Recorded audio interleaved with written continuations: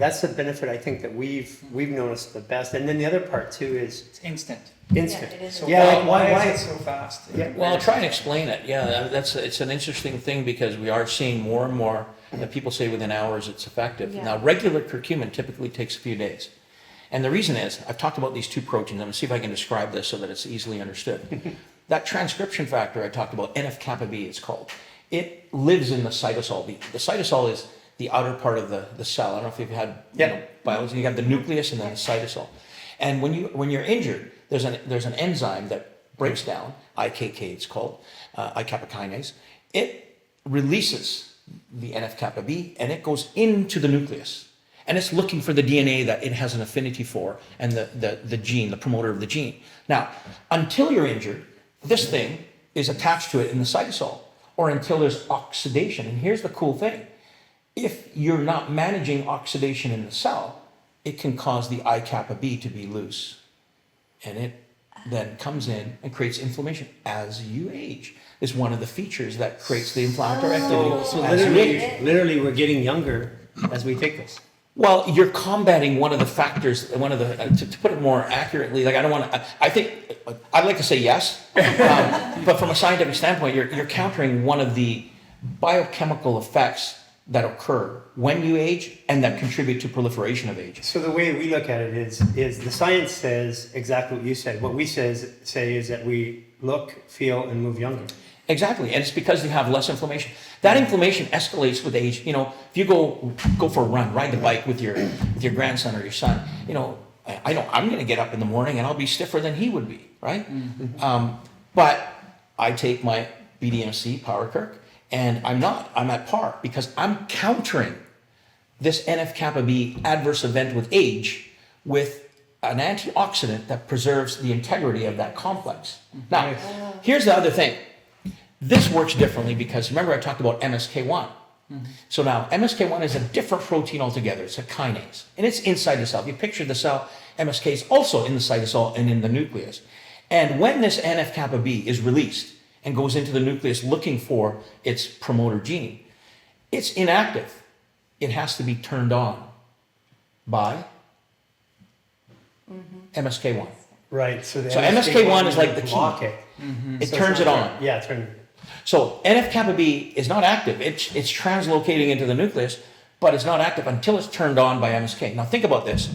Regular curcumin just slows down the movement of NF-kappa B. It takes a long time for that to slow down enough that you're going to feel a difference.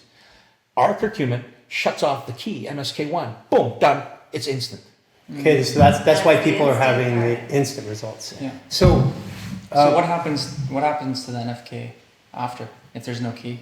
There's no key. Now, here's the thing. We're not completely turning it off. The biological system's not black or white. Yeah. So what's happening is that, you know, you're turning off some of the MSK1. You can't get it all. Mm-hmm. So it's still functioning. We need NF-kappa B to function normally because there's normal functions that occur there, normal activities.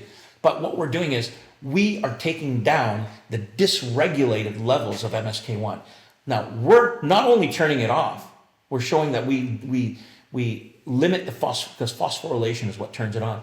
We actually reduce how much the cell is making back to normal levels. Right. So why would you not be at a normal level? Like what are some contributing factors to autoimmune diseases are known. Some are known to have MSK1 elevation. Yeah. Some cancers are known Hodgkin's lymphoma. You guys had someone with non-Hodgkin's lymphoma. non-Hodgkin's lymphoma. Yeah. And what happened to them? Same thing. It was just that immediately they started having a clear brain, better movement, sleeping better.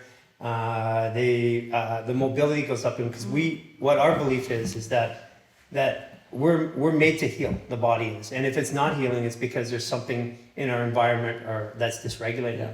And movement is life. So once they start moving again and breathing and regulating, then we see the disease start to remiss or back off. Yeah. So, you know, we're not supposed to be making claims for diseases like cancer and things like that because we haven't done the clinical trials. We've seen the results in the public place. And this is why this clinical trial now for the treatment of COVID and respiratory disease is a big one for us because we're taking a path through allopathic pathways that are acceptable to be able to make those claims legally and say, now, once we go to drug status, then what? Now we have drug status for this variant.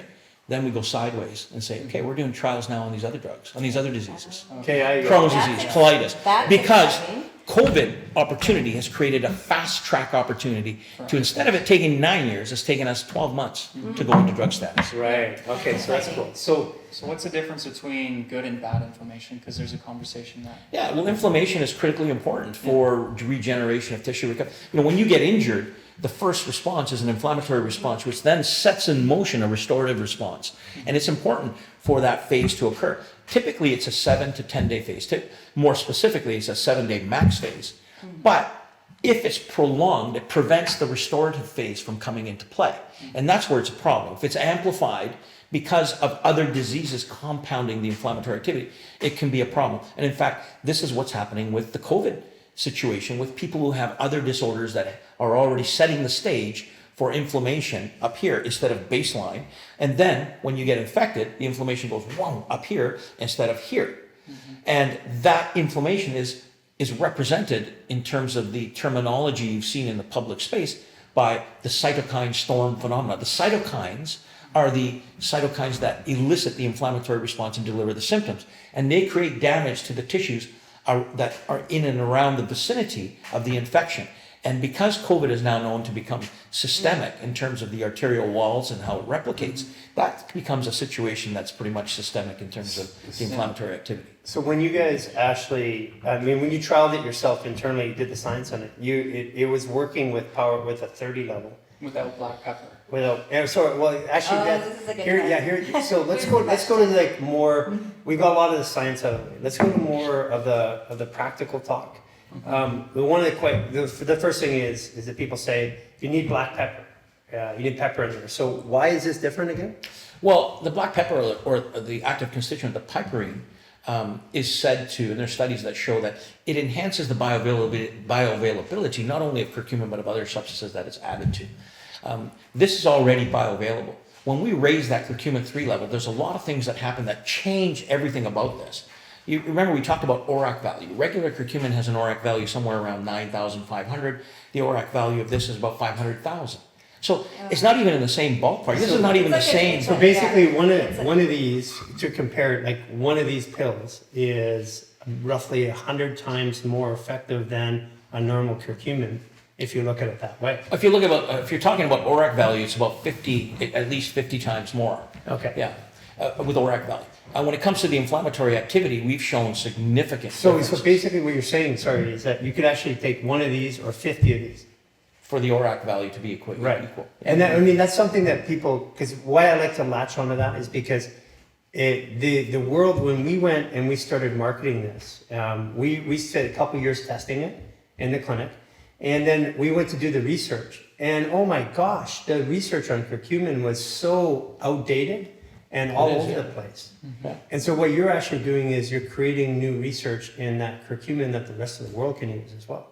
Well, yeah, and the rest of the world can actually, we've been cited that thousands of times. Our research is public and peer reviewed, and it's cited on a weekly basis. I get a notification, ping, cited again, because it's novel ground. And in order for people to take the next step to the next novel, and this is what we do as scientists, we offer what we've done is public now, so that other scientists could say, hey, I have an idea that I may not have had. Let's leverage this platform. Let's go the next step. I mean, we're always trying to go to the next step no matter what. Yeah. But we have a team, and our team's limited to our team. Well, the global scientific community is what should be looking at what we do. And they are, because That's cool. we're making an impact.